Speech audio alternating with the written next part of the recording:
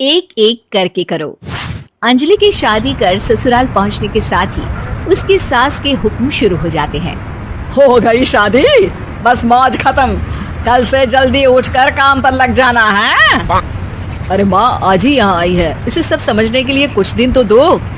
मेरे और बहू के बीच की बात है, तू घर के मामले में ना बोलियो। इस पर जतिन वहाँ से अपने कमरे में चला जाता है और सास अंजलि को काम की लिस्ट सुनाने लगती है। सुबह पहले घर की सफाई करनी है, फिर कपड़े धोने हैं, साथ में खाना भी बनाना है। एक की वजह से दूसरा काम रुकना नहीं चाहिए है। जी मम्मी जी ठीक है। ये कहकर अंजलि अपने कमरे में चली जाती है। अंजलि, मम्मी हमेशा बोलती थी बहू आएगी तो उनका काम हल्का होगा, पर मुझे नहीं पता था कि वो काम हल्का करने की जगह टाल ही देंगी। कुछ नहीं होता, ये सब मैं अपने घर में भी तो करती थी, मुझे आदत है, कोई दिक्कत नहीं होगी। ठीक है, पर अगर कुछ हो तो बता देना। दोनों सो जाते हैं और अगली सुबह से अंजलि जल्दी उठ के सास के बताए कामों में जुट जाती है, जिसमें वो जैसे ही कपड़े धोने लगती है तो सास वहाँ आ जाती है। अरे सुनो, ये कपड़े ऐसे नहीं धुलेंगे, सबको डिवाइड कर फिर एक एक करके अलग अलग धोने हैं। क्या एक एक कपड़ा अलग करके? एक बार में सुनाई नहीं देता क्या? वही बोला है मैंने, लग जाओ काम पर हैं? सास की बात मानते हुए अंजलि एक एक करके कपड़े धोना शुरू करती है, जिसे करते हुए आधा दिन बीत जाता है। अरे रे, सुबह से कब दोपहर हो गई पता ही नहीं चला, अभी तो खाना भी बनाना है।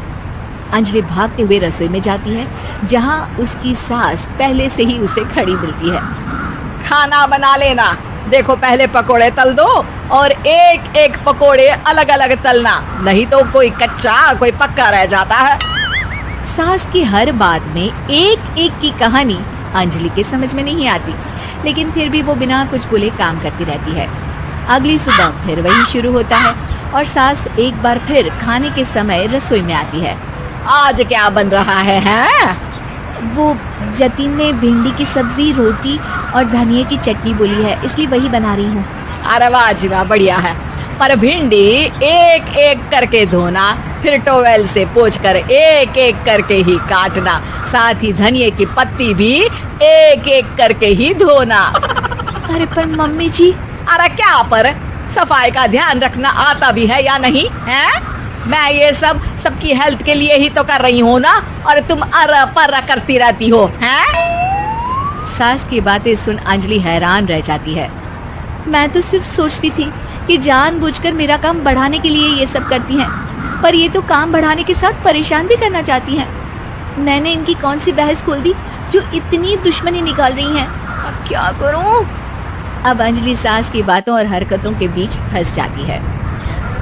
काम के लिए मना भी नहीं कर सकती, नहीं तो जाने कौन सा ड्रामा खड़ा कर दे। पर अंजलि तुझे कुछ तो करना पड़ेगा। इतनी देर में जतिन भी वहां आ जाता है। अरे कौन ड्रामा खड़ा कर रहा है और क्या करना पड़ेगा? जतिन की बात सुन अंजलि सोच में पड़ जाती है। इन्हें सच बताऊं या नहीं? पर अगर ये गुस्सा हो गए तो? वैसे भी अपनी माँ से बहुत प्यार करते हैं, फिर उनके खिलाफ कुछ सुन कैसे लेंगे? अंजलि ये सब सोच ही रही होती है कि जतिन फिर बोलता है। अरे क्या हुआ, कहाँ खो गई? अरे नहीं कुछ नहीं, वो मैं टीवी सीरियल के बारे में सोच रही थी। यहाँ और कौन ड्रामा करेगा?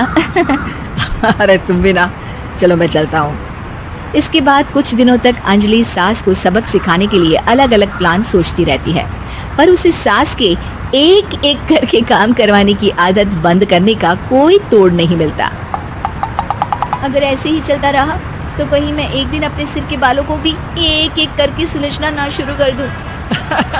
पगली हो गई है क्या? अकेले में क्या बड़बड़ किए जा रही हो? वैसे आज खाने में क्या है? आलू की सब्जी। तो फिर आलू को अच्छे से काट कर उसके कटे हुए कपड़ों को एक एक करके ही धोना है। बिल्कुल, इसे कैसे भूल सकती हूँ, मेरे जी का जंजाल। अरे बातें कम काम ज्यादा हैं। अंजलि एक बार फिर सास के कहे अनुसार काम करने लग जाती है, जिसमें सब्जी बनाते हुए उसके दिमाग में एक आइडिया आता है और वो सास को आवाज लगाती है। मम्मी जी सुनिए जरा, इधर तो आना। अंजलि की आवाज सुन सास रसोई में आती है। अरे क्या हुआ, क्यों गला फाड़ कर चिल्ला रही हो? कुछ नहीं, वो सुबह कपड़े धोने की जल्दी में नहाई नहीं थी और अब शाम की पूजा भी करनी है, तो आप ज़रा सब्जी देख लीजिए ना, तब तक मैं नहा कर आती हूँ। अंजलि सास को रसोई में छोड़कर नहाने चली जाती है। इसी तरह देखते देखते 4 घंटे बीत जाते हैं, लेकिन अंजलि बाथरूम से बाहर ही नहीं निकलती, जिसे देख सास उसे आवाज लगाती है। अरे बाथरूम में ही समाधि लगा ली क्या? यहाँ सब्जी बनकर ठंडी भी हो गई और अभी तक तेरा नहाना खत्म नहीं हुआ। मम्मी जी, जैसे आप कहती हैं ना, मैं वैसे ही एक एक करके अपने बाल शैम्पू कर रही हूँ। तो अभी 3 घंटे और लगेंगे, तब तक काम और जतिन को खाना सर्व करना आप संभाल लेना। इस तरह अपने नहले पर बहू का दहला देख सास शॉक्ड रह जाती है, जिसके बाद से घर में एक एक करके करने का आलाप बंद हो जाता है।